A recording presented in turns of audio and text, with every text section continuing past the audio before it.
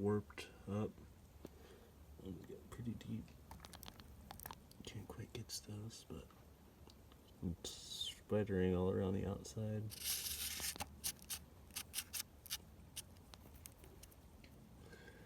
These are the bearings, lower bearings, camshaft.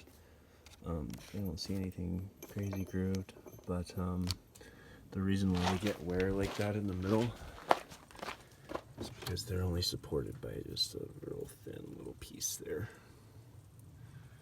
But got the valve cover gasket cleaned up. The crankshaft timing was a little bit off.